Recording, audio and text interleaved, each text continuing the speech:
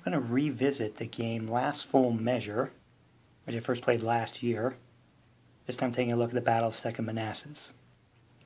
Now the reason I wanted to do this was I recently played Battle Hymn, another American Civil War title, and the two systems are extremely similar. Almost identical scales. Many of the concepts are the same. There are very key differences. But while I was playing Battle Hymn, my mind kept going back to the Gettysburg game from Last Full Measure I played last year. I kept thinking that the defining feature of Battle Hymn, that chit pull mechanism, could work really, really well for this Last Full Measure. So I played with it with Gettysburg, was satisfied enough that I thought, these being print and play games, I'm going to go ahead and put together the Second Manassas game. I'm going to do it a little differently than I did last year. So before I get into how I melded some of the Battle Hymn concepts on the Last Full Measure, I'm going to take a look at the components. First up, we'll take a look at the map. Now, last year when I put together Gettysburg, I did it on the cheap. I just did it largely myself and spent as little as possible. I had a map printed up at a local office supply store, and it was fine. It wasn't great components, but it was serviceable. This year I decided I was going to go and try to make something, much higher quality, and that meant largely taking myself out of the equation. So I had this map printed a little more professionally at a place called Poster Print Factory, and they did a really nice job. I'm going to go down and take a closer look here. First off, the quality of the paper is much better. It's hard to tell, of course, but it's a very thick, heavy paper, very nice print job. It came in a rolled up, circular mailer, and I just opened it up, threw it on a table, and it really flattened out in almost no time. So it's heavy enough that it can, take that kind of rolled up situation and not be stuck in that kind of condition forever. Now the artwork itself, this is a serviceable war game map. It's not meant to be, hung on a wall and looked at. It's meant to be played on. I like the muted colors of this style. It captures all the area of this battlefield. Most of the critical spots. There's old Henry Hill. The unfinished railroad cut there. Long Stony Ridge. The only thing I'd say I would have liked, there's Bronner Farm, would be if it extended a little further to the west. Kind of stops, at the point where the battle really took place, but it doesn't give you any maneuvering room off to the west. But the point of this was to kind of look at how I decided to go a little more in on this game and build some better components. Now one thing I did is I blew up the map a little bit, and the printer had absolutely no problem with that. The reason I wanted to do that was to have bigger hexes. This is a standard half-inch counter there. See, it's kind of dwarfed by the size of the hex. But I needed bigger hexes for the counters I was going to make. Last year when I built Gettysburg, I built it all by hand. I made the counters myself, which means I printed and cut and glued and trimmed and printed and glued and trimmed. And by the time I was done fixing my mistakes and making my own counters for some things I thought I needed them for, I had easily made 1,000 counters. And it was labor intensive and just a total drag. So this year I thought, I'm not going to do that. I'm going to have the counters made for me. So I went to printandplay.com and had them make up the counters for me. And their counters are all going to be about 2/3 of an inch. So larger than the standard half-inch. So I needed larger hexes to hold those counters. Now I think they did a nice job. They printed up pretty quickly. They're a nice thickness. The colors I think are better than I came up with on my own. They definitely were cut well.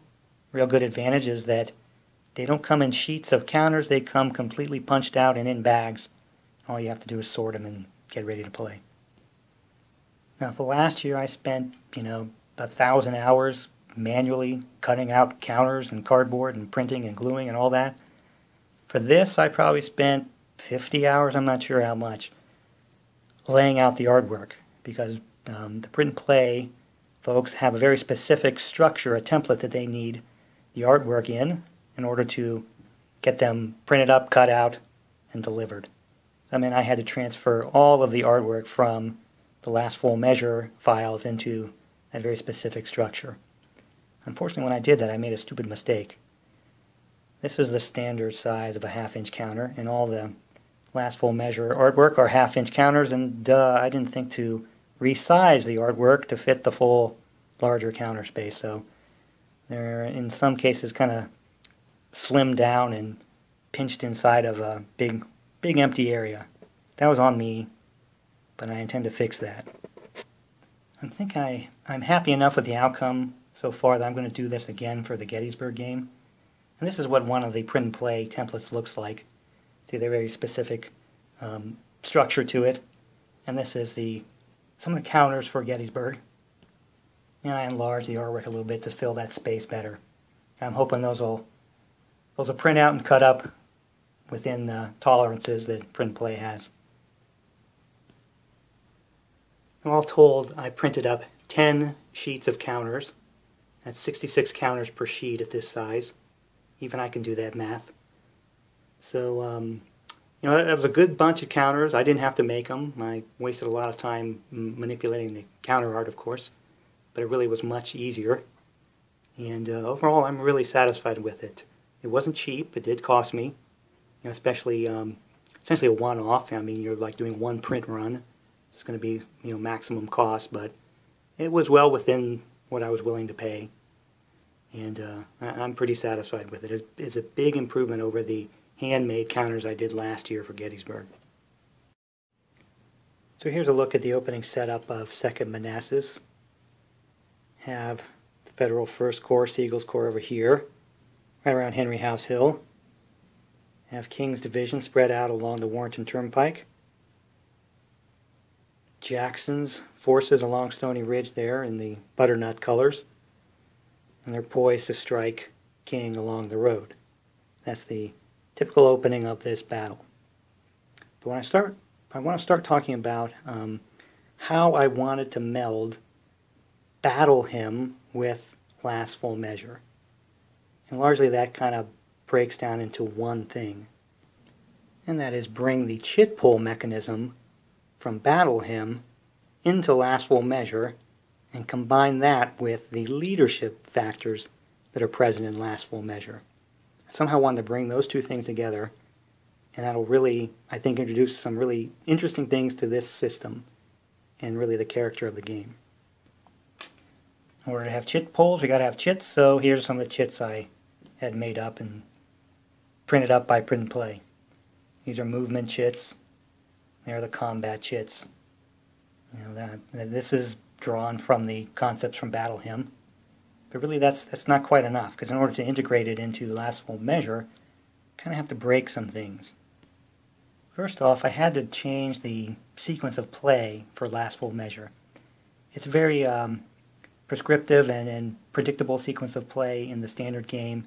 A typical I go, you go, move and shoot, and that goes against the Battle Hymn concept. Draw chits, and that determines movement and combat. So it was a small alteration. It just meant that I had to have the Last Full Measure things like organization happen outside of the chit draw. Then I prepare the cup, draw chits, just like in Battle Hymn, and then have the final reorganization phase of Last Full Measure happen after all the chits were drawn. And one thing I wanted to preserve about Last Full Measure was the leadership concepts, especially as it pertains to command. It has a strong sense of the organizational hierarchy. Here's Sigel as a corps leader, Schenck a division leader, Schimmelpfennig as a brigade leader, and it wants to have a chain of command, defined by proximity in hexes, to establish which units are in command or out of command, and that determines who can enter a zone of control and therefore initiate a combat. I didn't want that to be necessarily a part of movement, but definitely a part of controlling who can attack and who can't. These are the movement chits for the 1st Corps Army of Northern Virginia, or actually Army of Virginia, excuse me, the Federals. Now, the rough idea here is, if you observe your chain of command and you keep units, subordinate units in command of the higher chain, you can choose the higher level chit to move your forces. So the idea being that you would establish your command first in the turn sequence, then you choose your chits that you want to use this turn, and then you begin the process of drawing them. So if Sigel keeps the 1st and the 2nd and 3rd Division and the cavalry all within his command span, you could conceivably throw that chit in the cup. That means that when you draw this chit, everyone could move, and because they're in command, they could also move into zones of control and initiate combat. Let's suppose that the 1st Division here is not within the command span of Sigel. Well, maybe you throw in the 1st Corps chit and the 1st Division chit. Now, when the 1st Corps chit is drawn, I'd say everyone in command can move with that chit, but the 1st Division has to wait until its chit is drawn. And suppose everybody's out of command of the Corps leader. Well, you'd throw all these chits in. Now they would be moving sort of disjointed, unpredictably. So the rough idea is that if you can maintain your command structure, you can move more cohesively as a whole. But that doesn't prevent you from moving at all. You can still always choose a lower level chit to throw in the cup and get those forces moving. Honestly, I'm not sure how well that part is working out for me, but I'm going to stick with it. I'm going to keep trying to push it around to make it kind of solid, because I like the idea of having more cohesion in your movement based on your command structure and observing that structure. That's something I thought was a little lacking in Battle Hymn. You can only move by division, basically, and then you could move your units all over the place, irrespective of command structure, and that just felt a little off to me. Another way I want to inject leadership into this Battle Hymn melded system is through initiative. Initiative is that way where the player with initiative can remove their combat chit from the cup and then play it and initiate combat whenever they choose. So instead of the combat chit being drawn randomly when there is no initiative, you get to choose, and it allows you to control your attacks much better. So it's a big benefit to have initiative. One thing I didn't necessarily like about Battle Hymn was that initiative was just prescribed by the scenario. The Confederates had the initiative in the morning in this battle, and then they surrendered to the Federals in the afternoon. So it was known. What I wanted to do was to have leadership and conditions on the field determine when initiative occurs, how long you may have it, whether or not it's maintained or rested away, or maybe no side is able to maintain it. So a combination of leadership and the status of your army will either help you to earn initiative or possibly lose it. If you have initiative, you're attacking, and you shatter 10 of your brigades, you should probably lose that initiative. And the idea behind this is to keep it simple, have a die roll for each side, total up some modifiers. If one side or the other has a great enough advantage, they could gain initiative. Conversely, they could possibly lose it to the other side, or just both sides not be able to have it at all. My goal was just to make it a little more dynamic, have it based more on the personalities and the conditions, and hopefully be a little more representative of some of the things that actually happen, but not so prescribed that they have to happen the way they did historically. There's another one I'm not entirely sure I'm comfortable with yet, but I've liked how it's played out so far. One thing I do like from Battle Hymn is that it has baked in the notion that as the battle progresses, fewer and fewer of your movement chits will be available to you to use. It's just kind of representing the fatigue factor. But it's also prescribed. On the second day you will be down 3 movement chits. On the 4th day you'll be down 5, whatever. But it's predetermined. Somehow I want that to be more representative of the state of the armies at the time that the turns are carried out. So rather than just categorically removing 4, we'll look at losses, shattered brigades, how many, strength points have been lost, and take that as a ratio, and then deny some number of movement chits. Now that's more complicated. I'm still thinking about it. I'm not actually doing it right now. I think it's fine as it is. As a player, you will control your army as you see fit. You're not going to fight to the last man because that's stupid. But still, I'd like to have something that kind of forces your hand based on the state of your army. And largely, that's it. That's melding Battle Hymn into Last Full Measure. I've been pretty satisfied with it.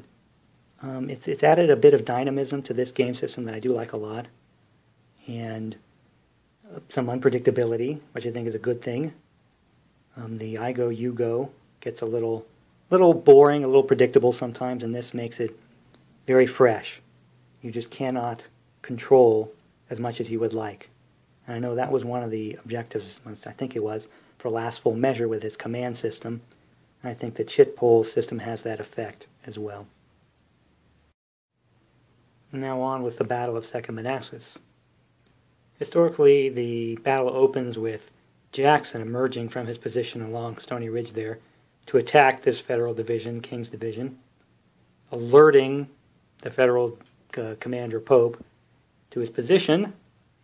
Pope then concentrates all his forces, his Army of Virginia, plus 3 corps from the Army of the Potomac, in a series of attacks on this position, convinced that he has Jackson, cut off, he can destroy him in detail, and that there is no threat from Longstreet's wing.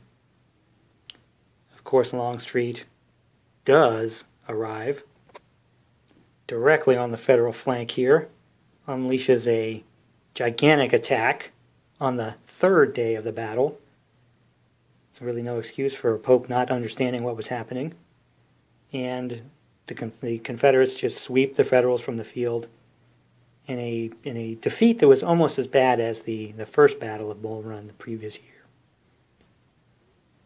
Now the challenge to this battle, and numerous like it, no player is going to be as stupid as Pope was. With the benefit of hindsight and the prescribed orders of arrival, everybody knows Longstreet's wing is coming in here. They know exactly when he's going to come in here. You're not going to concentrate on Jackson and leave your flank wide open. It's not going to happen. So how do you get the game to play somewhat historically? That's something that this game just ignores. You have the forces, you have the orders of arrival, and that's it. So I felt like that was really lacking. I wanted to have something that would cause the Union player to want to follow Pope's plan, at least for a while, entice them into an attack, and also make it less than certain for the Confederates that Longstreet will be able to provide the counterstroke that completely won the battle. So how do games incentivize play? Well, victory conditions, of course. So I went and played with the victory conditions a bit. I made it such that the Federals were very richly rewarded for taking Stony Ridge, unfinished railroad, and defeating Jackson, and that they were penalized for not doing so. And maybe more to the point, if they just choose to play a passive defense, staying away from attacking the railroad, setting up and waiting to be attacked by Longstreet here, they could avoid catastrophic defeat, but there was no way for them to win in that fashion. And since we play to win the game, I figured that's some way to get the Federals to at least attack Jackson on the first day, on the 29th.